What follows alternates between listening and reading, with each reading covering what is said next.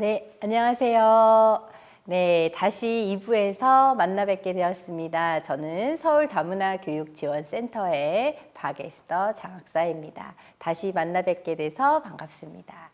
이쪽에는 아까 얘기를 해주셨던 박동찬님 나와 계십니다. 네, 반갑습니다. 네. 네, 처음 1부의 이야기를 들으시면서 굉장히 이렇게 자세하게 중국 동포에 대한 어떤 삶의 그 여정, 그 세대를 걸친 이야기를 그렇게 이제 들어본 일이 많지 않은 분들도 계실 거예요. 그래서 얘기를 들으면서 한국에 와 있는 또 한국 밖에 있는 여러 그 디아스포라라고 얘기하신 그 다양한 그 이주를 배경으로 살아가는 사람들이 어떤 역사를 가지고 이렇게 살아왔는가, 이런 그 역사적 배경에 대해서 이야기를 좀 들으시면서 어떤 생각들을 하셨을까 저는 좀 궁금했거든요. 아마 어떤 분들은 내 고향, 내가 떠나왔던 나라에 대해서도 저렇게 자세하게 누군가에게 얘기할 수 있는 기회가 있었으면 좋겠다 생각하시는 분들도 계실 거예요. 그리고 또 내가 살아가고 있는 지역에 대해서 또 같이 있는 사람들의 모습에 대해서 오늘 박동찬님 얘기해 주셨던 것처럼 자세하게 한국 사회에 얘기할 수 있는 기회가 있으면 좋겠다 생각하는 분들도 계실 겁니다. 아마 저희 다문화 교육지원센터에서 앞으로도 이런 다양한 기회를 통해서 많은 그 당사자분들의 이야기를 전달할 수 있는 그런 계기가 되면 좋겠습니다. 네, 그러면 이제 그 일부에 좀 깊이 있는 이야기들, 그리고 지금 박동찬 님이 가지고 계신 어떤 고민들에 대해서 쭉 얘기를 해주셨는데요. 이게 우리 아이들 학교 생활하고 어떤 관계가 있을까 이제 고민하는 분들이 계실 것 같아서 요번에는 조금 더 쉽게 어떻게 하면 우리 아이도 저렇게 멋진 청년이 될 수 있을까 이렇게 고민하는 분들 계실 것 같아서 이제 잠깐 Q&A 시간을 가져보도록 하겠습니다. 네, 그럼 이제 첫 번째 질문 보겠습니다. 지금 질문들은 일반적인 그 우리 학생들이 많이 가지고 있는 고민들 중에서 뽑은 겁니다. 자, 첫 번째는 이제 중간에 이렇게 들어온 친구들을 우리가 중도 입국 학생 뭐 이렇게 얘기를 하는데요. 한국어가 빨리 늘지 않아서 굉장히 걱정이다. 어떻게 하면 한국어가 빨리 늘 수 있냐 이런 질문을 정말 많이 하시거든요. 주변에 이주민 친구들도 많이 계시고 할 텐데 한국어가 굉장히 능숙한 분들도 계시지만 또 아닌 분들도 계시잖아요. 이제 어떻게 이제 그분들은 한국어를 이렇게 능숙하게 하기 위해서 하고 계실까요? 이게 사실 그 성장 환경에 따라서 약간 좀 한국어를 구사하는 능력의 차이 같은 게 존재하는데요. 여기서 태어나서 뭐 유치원부터 시작해서 초등학교, 중학교를 마친 친구들은 정말 이제 한국인 못지않게 이 언어를 잘 구사하는데, 아까 말씀하신 이 중도 입국 청소년들은 그야말로 이제 뿌리 뽑혀 온 그런 입장이다 보니까, 또 이제 본국에서는 한국어를 접할 경험이 없었잖아요. 그러다 보니까 아무래도 언어가 좀 빈약할 수밖에 없습니다. 제가 봤을 때 사실 지금 한국 사회에 이러한 이주 배경 청소년, 중도 입국 청소년들이 많이 늘어남으로써 한국 정부에서도 꽤나 많은 관심을 가지고 있고, 또 여러 가지 예산 편성이라든지 기관 같은 게 좀 운영되고 있는 걸로 알고 있습니다. 이러한 기관들을 잘 활용하면 또 좋을 것 같고요. 무엇보다 언어라는 것은 사실 정말 친구를 만들어서 일상적으로 구사할 기회가 많으면 좋거든요. 근데 사실 중도 입국 청소년들의 어떠한 삶의 면면을 보면 부모님들이 이제 맞벌이를 한다거나 이제 혼자 이제 놓여지는 그런 시간이 많기 때문에 대화를 하고 또 나의 생각을 피력하고 나눌 수 있는 그런 기회가 많지 않거든요. 근데 그럼에 있어서 이제 여러 가지 이제 다문화 친구들을 지원하는 기관에서 같은 어떠한 이주 배경을 가지고 있는, 생활 배경을 가지고 있는 마음 맞는 친구들을 만든다면 우리말을 이제 그 언어를 늘리는데 큰 도움이 될 것 같습니다. 그리고 저는 이와 좀 별개로 우리 친구들이 한국에 들어와서 정말 잘 먹고 잘 살려면 한국어는 필수적이다라는 이러한 강박관념부터 좀 해체하면 좋겠다는 생각은 들거든요. 예컨대 이 한국어를 구사하지 못해서 계속 주눅 들고 하는데 사실 이 중도 입국이나 이주 배경 청소년들은 그것보다 훨씬 더 강점이 있는데 그게 이중 언어 또는 뭐 한 가지 언어를 더 마스터하면 뭐 삼중 언어까지도 가능하겠죠. 다양한 언어를 구사할 수 있는 아주 탄탄한 그러한 기초가 있습니다. 그러니까 한국어를 한국인처럼 원어민처럼 구사하지 못해서 주눅들기보다는 이제 내가 가지고 있는 장점을 좀 더 살리고 생각했으면 더 자신감을 가질 수 있지 않을까 하는 생각이 드네요. 그렇군요. 그 이중 언어가 사실 우리 아이들의 강점이 될 수 있지요. 그래서 그 집안에 이제 다양한 그 이주 배경의 그 언어들을 최대한 많이 살릴 수 있게 우리 보호자님들 그리고 부모님들 뭐 할머니 할아버지 이런 분들이 평소에 집에서 한국어도 해주시고 그리고 또 그 모국어 그 다양한 그 이주 언어 그 언어들을 같이 이렇게 활용해서 우리 아이들이 그 강점을 놓치지 않도록 도와주시는 게 굉장히 도움이 될 것 같습니다. 그리고 사실 저희 서울 다문화 교육 지원 센터에서도 한국어 수업을 하고 있고 그리고 또 그 각 지역의 가족 센터에서도 한국어 수업을 하고 있기 때문에 한국어가 늘지 않아서 걱정이신 분들은 그렇게 연락을 하셔가지고 한국어를 배울 수 있도록 도움을 주시면 좋을 것 같습니다. 동차님은 그러면은 주변에 이제 좀 한국어가 안 돼서 이렇게 어려움을 겪고 있는 청소년들에게 뭐 한국어를 가르쳐 준 경험이나 뭐 이런 게 좀 있으실까요? 네, 있습니다. 저 좀 오래됐습니다. 네, 저는 2015년 19살 때 입국했는데 2017년 온근 1년 그 구로 도서관에서 이제 다문화 어린이 그리고 이제 한국 어린이를 대상으로 이중 언어를 가르치는 어울림 주말학교라는 걸 운영하고 있습니다. 그러니까 이제 자세히 찾아보면요, 그러한 뭐 지역의 도서관이라든지 말씀하신 가족센터, 다문화 지원기관들에서 이러한 한국어 교실이라든가 이런 문화 교실들을 진짜 많이 이제 운영하고 있습니다. 그래서 2017년 어울림 주말학교에서 아이들한테 이제 한국어를 한 1년 정도 가르쳤었고요. 그리고 온드림 센터랑 지금 또 물레동에서 운영되고 있는 이러한 투소프카 같은 중도 입국 청소년들이 활용하는 기관에서 한국어를 좀 가르친 경험이 있습니다. 그렇군요. 그렇게 그 한국어를 아이들에게 가르치면서 말씀하신 것처럼 그 또래 친구들끼리의 어떤 접촉이 늘어나야 우리 친구들이 좀 그래도 이 언어를 사용하는 것들이 좀 활성화가 될 텐데, 근데 하다 보면은 이제 많은 친구들이 또 또래 친구들이 모여 있다 보니까 그 자기 이제 모국어만 막 쓰고 결국 자기 그 한국어는 늘지 않고 이런 경우들도 있잖아요. 네. 이제 그래서 이제 그런 걸 엄청 걱정하시는 분들도 많아요. 이제 그런 거는 어떻게 생각하세요? 그렇죠. 사실 중도 입국 청소년 중에서도 이 중국 출신들이 이제 상당히 이제 차지하는 퍼센테이지가 크잖아요. 그래서 보면 중국 친구들이 많은데 그럼에도 불구하고 제가 이제 다녔었던 관계했었던 여러 기관들은 출신국들이 굉장히 요즘엔 다양하더라고요. 인도 출신도 있고 뭐 베트남 출신도 있고 필리핀 출신도 있고 요즘에는 이제 중국 출신들이 그렇게 압도적이지는 않습니다. 그러다 보니까 이 친구들의 접점이 결국에는 이제 한국어로 수렴되는 거고 이 한국어가 거기서 이제 약간 공통어의 그런 역할을 하다 보니까 오히려 그런 기회가 한국어를 쓸 기회가 만들어지는 것 같습니다. 네, 맞습니다. 그래서 우리 친구들이 그 다양한 기관에서 이렇게 다양한 국적의 친구들이랑 어울려서 한국어를 그 공통의 언어로 이렇게 배울 수 있는 기회들이 늘어나면 정말 좋겠다는 생각이 듭니다. 네, 그리고 이제 또 이런 경우들도 있어요.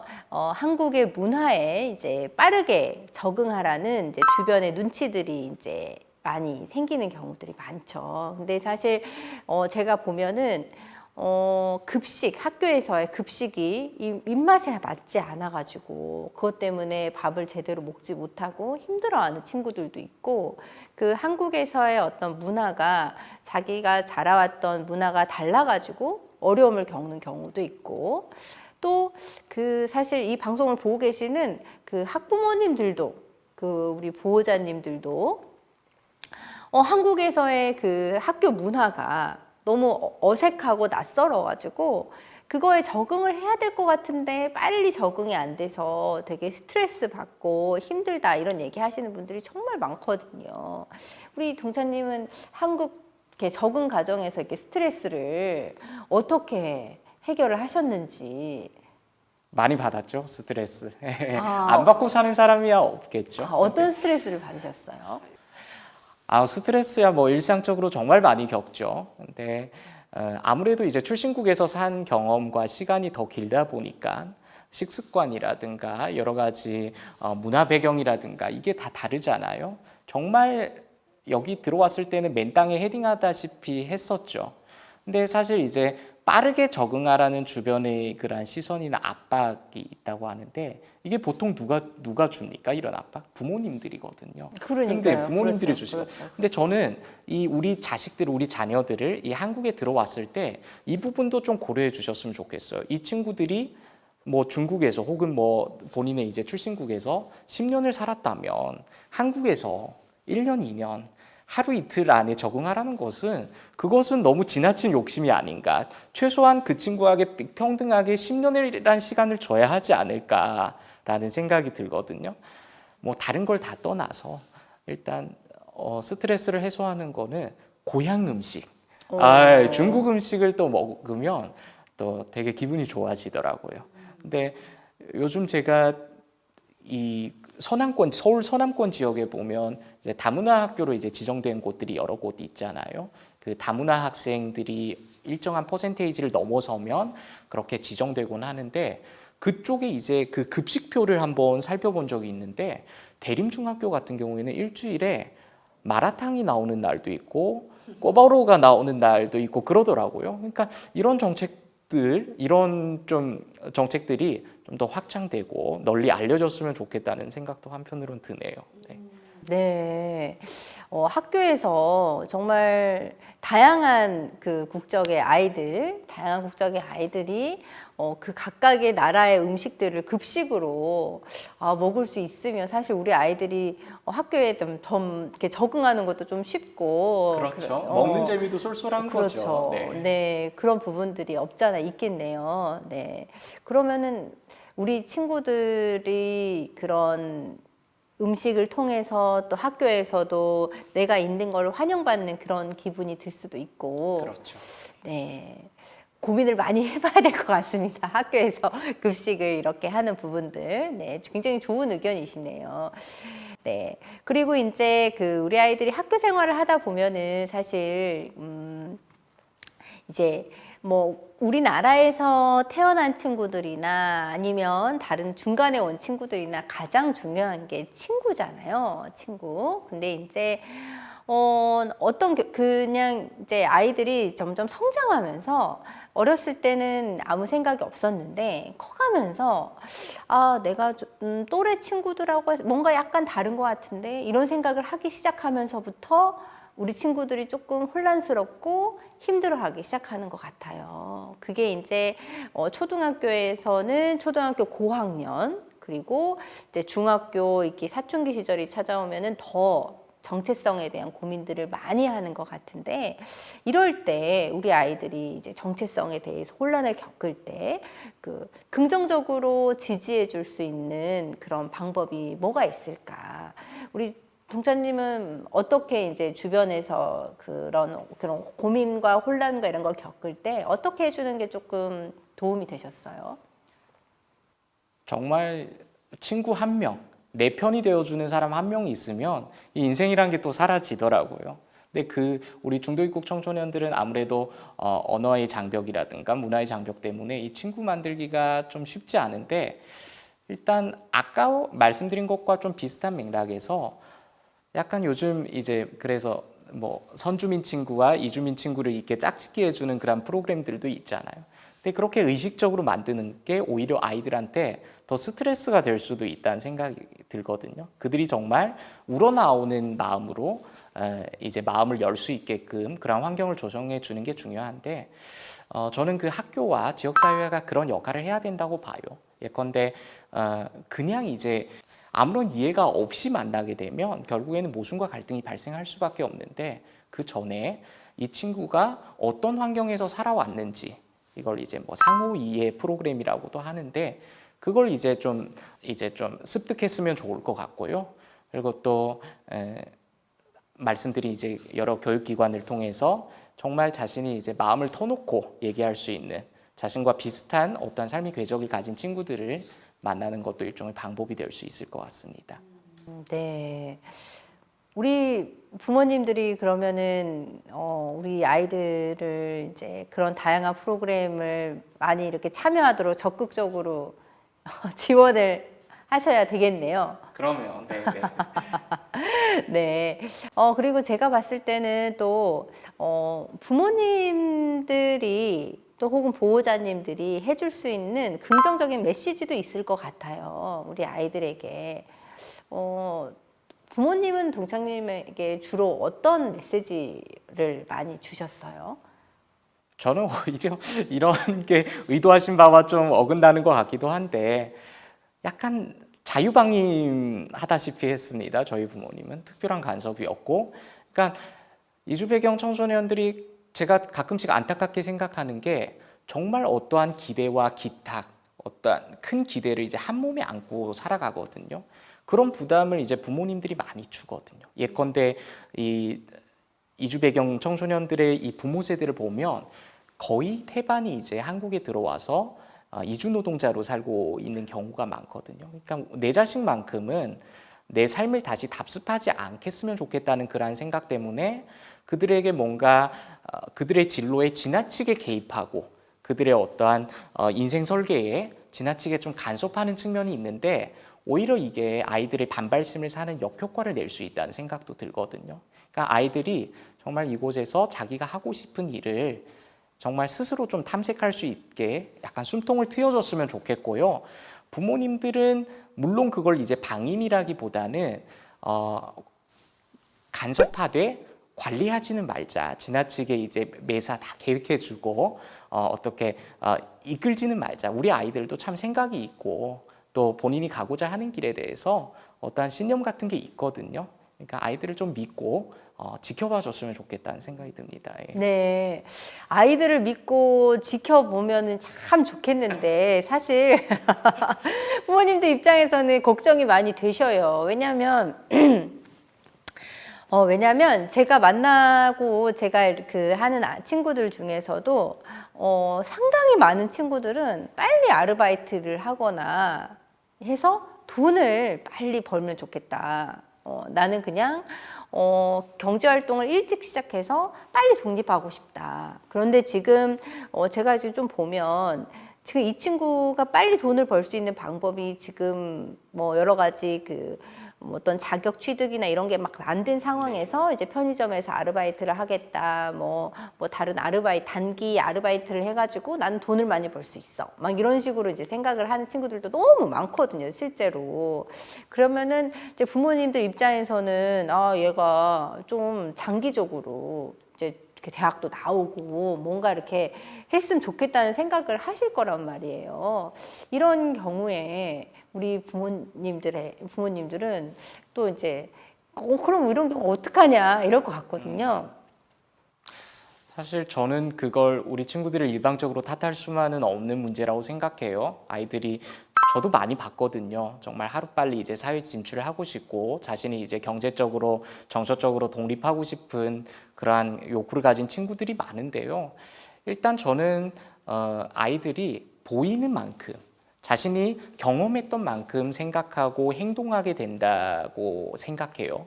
그러니까 주변에서 부모님들이 어떠한 하시는 여러 가지 이제 노동들을 보면서 하루빨리 돈을 벌고 싶다거나 라는 생각을 이제 결국엔 내재하게 되는데, 저는 결국 따져보면 이 친구들이 한국에서 다양하게 살 수 있는 방법, 여러 가지 기회를 접할 수 있는 기회가 없었다는 생각이 듭니다.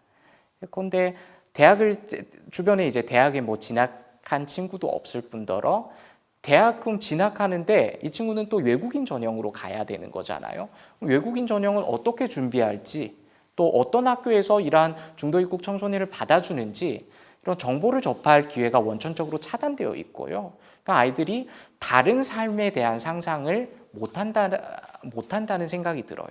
그래서 정말 제가 또 이번 주에 토요일에 아이들을 데리고 경희대 투어를 한번 가기로 약속되어 있는데요. 아이들 이제 질문을 받아보니까 사실 그 센터에서는, 기관에서는 내가 하루빨리 이제 사회 진출하고 돈을 벌겠다고 하는 애들도 질문을 적은 걸 보니까 외국인 전형은 어떻게 접수합니까? 어떤 서류가 필요합니까? 이런 것들 아주 실용적인 질문을 하고 있더라고요. 그러니까 그런 다양한 삶을 좀 직접적으로 눈으로 확인할 수 있는 기회가 제공됐으면 좋겠다는 생각이 듭니다. 네. 방금도 굉장히 또 중요한 질문 해주셨어요. 사실 굉장히 많은 친구들이 이제 뭐 내가 갈 수 있는 전형들, 대학에 갈 수 있는 전형들이나 다양한 삶에 대한 어떤 그 정보를 얻기가 너무 어렵다. 어디에서 내가 이런 정보를 얻어야 되느냐, 뭐 이런 얘기들도 정말 많이 하는데, 동자님은 이제 유학 오실 때 어디서 정보를 얻으셨어요?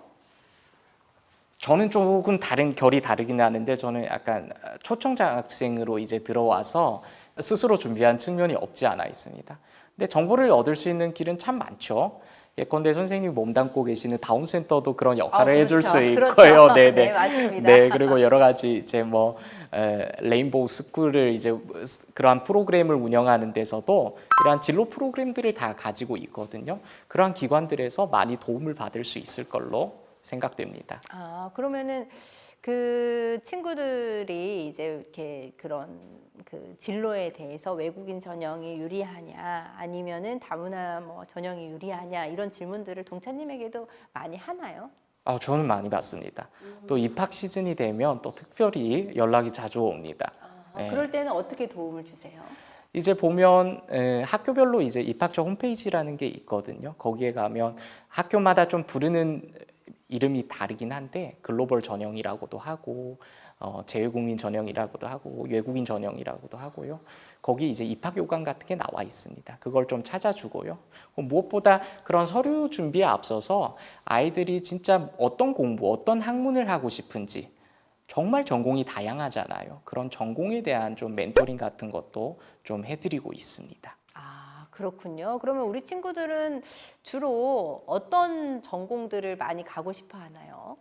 언어와 관련된 전공을 많이 선호하고요. 그리고 이제 경영이라든지 이런 아주 좀 취업에 도움이 될 만한 그런 학과들을 선호하고요. 또 자신이 가지고 있는 끼와 재능을 살릴 수 있는 학과로 진학하는 친구들도 꽤 많습니다. 그렇군요. 저희 센터에서도 이번 여름에 우리 친구들을 위한 진로 특강, 그리고 진로 캠프를 뭔가 해보려고 계획하고 있거든요. 그때 또 동차님 또 만나 뵈야 되겠네요. 네, 그렇습니다. 그래서 학교에서도 진로 담당 선생님이 있으세요. 각 학교에. 그래서 진로 담당 선생님께 찾아가셔가지고 우리 아이의 어떤 적성이나 우리 아이의 끼나 이런 것들 맞는 그런 학교, 그런 정보를 찾아보시는 게, 그리고 직접 적극적으로 물어보시는 게 도움이 될 것 같습니다. 또 담임 선생님들은 또 언제든지 이렇게 여쭤보시면 또 알아보시고 같이 문제를 해결하려고 노력을 하시는 분들이 정말 많으시거든요. 그래서 학교에 적극적으로 문의를 해보시고, 또 정 안 되면 저희 센터에 저희 센터로 전화를 주십시오. 070-4832-8327번으로 전화를 주셔서 이러이러한 경우에 우리 애가 어떻게 해야 되느냐 전화 주시면 또 저희가 또 친절하게 답을 해드리도록 하겠습니다. 네, 그렇다면 이제 조금 방향을 다르게 얘기해서, 지금까지는 뭐 이제 중도 입국 청소년들에 대해서 좀 집중적으로 얘기했지만, 이제 우리나라에서 태어나서 성장한 친구들 중에 그냥 이제 피부색이 약간 다르거나 생김새가 약간 다르거나 이제 그렇게 해서 나는 그냥 한국인이라고 생각해서 그냥 쭉 자랐는데 어느 순간부터 내가 이제 좀 약간 다른 것 같은데 그리고 친구들이 약간 이상하게 보고 너는 다문화잖아. 약간 이런 식으로 뭔가 이렇게 약간의 구분 짓는 시선들, 그다음에 차별하는 것 같은 그런 시선들, 이제 그런 어떤 누군가 가족 안에 있는 누군가의 이주 배경 때문에 어떤 차별적인 시선이나 고정관념들, 뭐 너희 집에서는 당연히 이런 거 아니야? 너희 부모님이 어디 나라에서 오셨다는데 그러면 뭐 예를 들어서 멕시코에서 오셨다는데 너희 집 맨날 타코 먹어? 막 이런 식으로 뭔가 이렇게 고정관념을 가지고 대하는 것들을 느끼는 친구들도 많이 있어요. 근데 이제 이렇게 그런 누군가가 보여주는 그런 시선들 때문에 나는 그렇지 않은데 스스로 위축이 되거나 뭔가 이렇게 좀 무기력해지거나 이런 친구들도 정말 많거든요. 이런 어떤 차별적인 시선이라든지 이런 편견이라든지 이런 부분에 대해서 어떻게 우리가 이거를 극복해 나갈 수 있을까? 굉장히 어려운 질문이지요. 어떻게 동찬님은 어떻게 생각하세요? 어려운 질문이고 계속 이제 그동안 원론적인 답변을 많이 했었는데요. 사실 차별이라는 것은 한국 사회뿐만이 아니고 모든 사회에 다 내재해 있는 그러한 문제잖아요. 그것을 어떻게 우리가 받아들이고 수용할지의 문제인 것 같아요. 그 차별을 없애기에는 좀 어렵다. 물론 이제 우리가 차별금지법이라든가 이러한 입법 활동을 통해서 그것을 규제할 수도 있지만 그 차별을 수용하는 태도를 좀 약간 고민해 봤으면 좋겠다는 생각이 들거든요. 실질적으로 그런 차별적인 시선을 겪으신 적이 있으세요? 많죠. 네. 어떤 적이 있으셨어요? 저는 이제 이 차별이란 영역도 사실 일상적인 그런 차별도 있고 또 이제 공적인 배제 같은 것도 있잖아요. 정부에서의 어떤 제도적인 배제. 근데 저는 정부 차원에서의 배제를 많이 받고 있죠. 예컨대 코로나 상황에서 마스크를 구입을 못 한다든가 아니면 이제 뭐 백신 접종이라 여러 가지 이제 정보권을 누리는 데 있어서 후순위로 밀린다든가 이런 문제들이 있는데 그런 게 있어요. 저는 차별은 결국에는 무지에서 비롯된다는 생각을 많이 하거든요. 그러니까 만약에 서로 알고 상호 이해가 되고 잘 안다면 결국 이게 서로를 이제 포용하고 납득시킬 것인데 모르기 때문에 그러한 가해가 발생한다는 생각이 듭니다.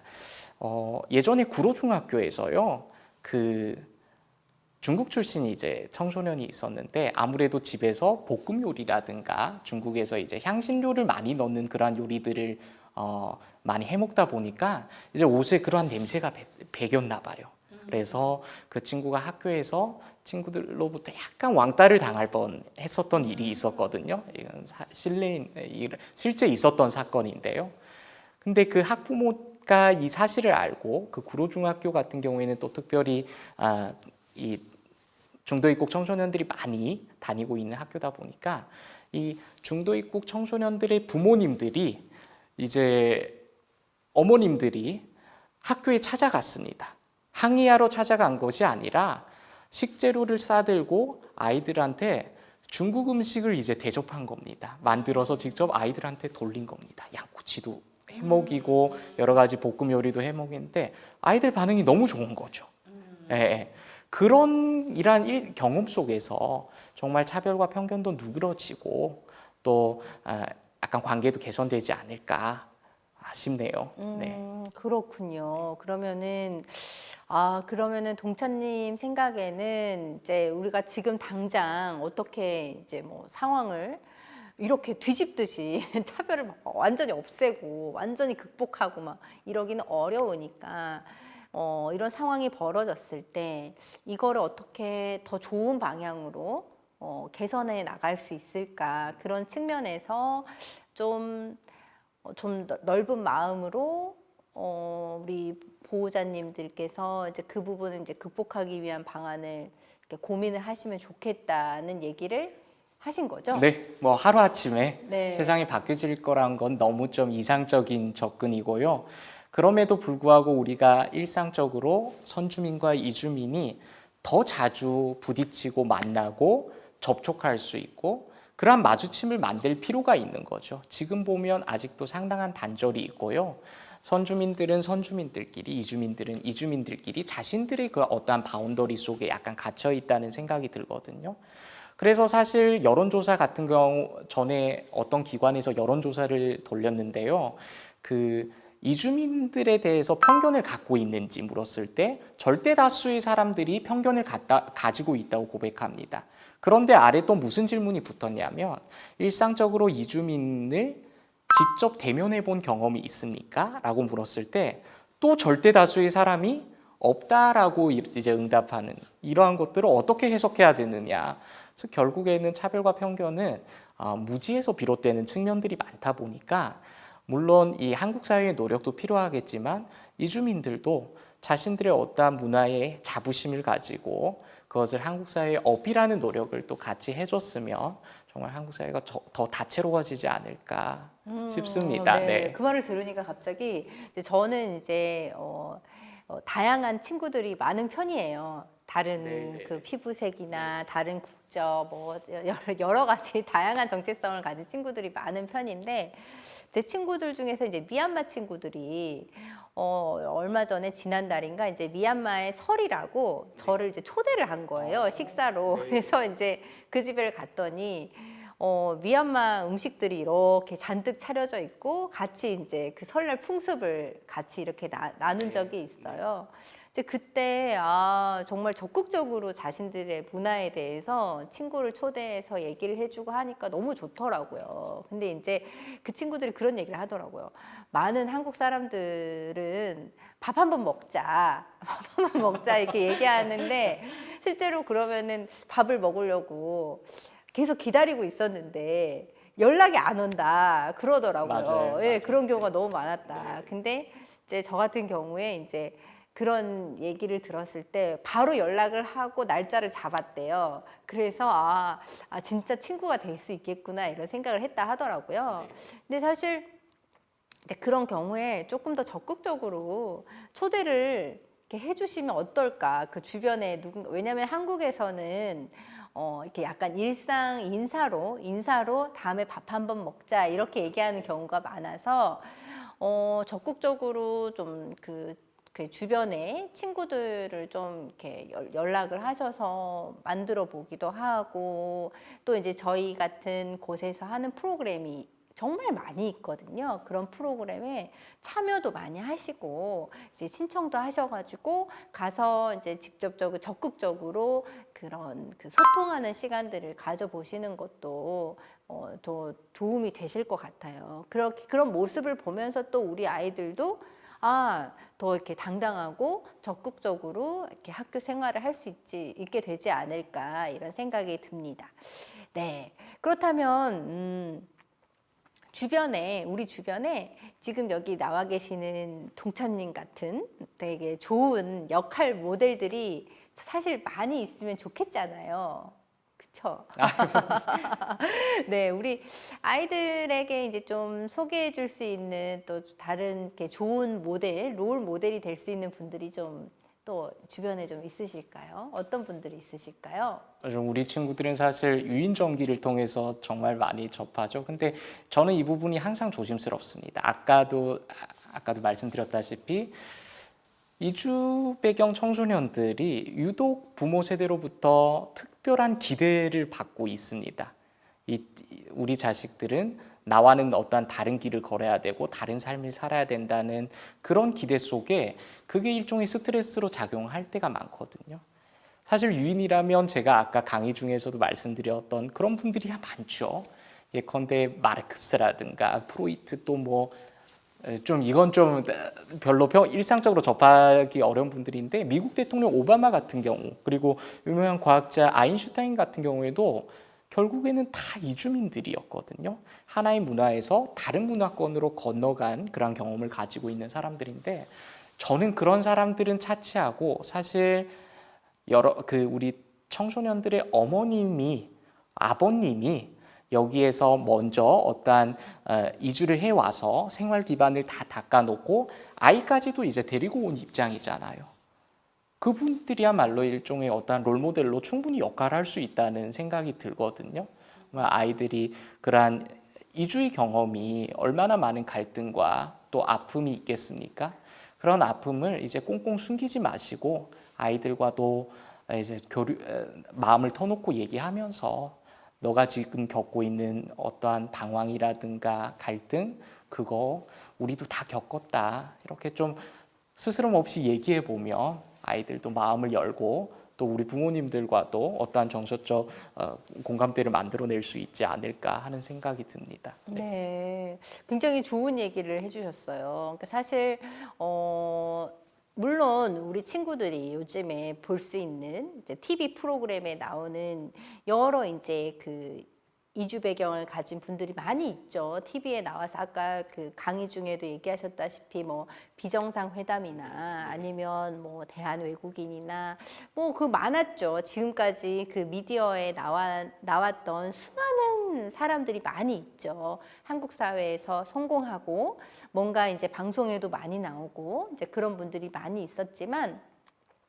실질적으로 우리 친구들이 가장 그 피부로 느낄 수 있는 롤 모델은 결국에 이제 가족이지 않을까, 가족이지 않을까. 그래서 조금 더 자신감을 가지시고 좀 더 솔직하게 우리 부모님이 겪었던 고민들, 그리고 우리 할머니가 겪었던 고민들, 이런 고민들을 이렇게 직접적으로 솔직하게 터놓고 얘기하시고 하시다 보면 우리 아이들도 우리 가족이 조금 안전하구나. 내가 고민을 털어놓을 수 있는 곳이구나. 이런 생각을 하면서 조금 다양한 이야기를 더 적극적으로 나눌 수 있게 되지 않을까 이런 생각이 드네요. 네. 네, 그리고 이제 그 외에도 이제 사실 제가 이제 많은 분들이 또 어떤 한국 체류 자격에 있어서 비자 문제나 이런 부분에서도 사실 고민이 많은 걸로 알고 있어요.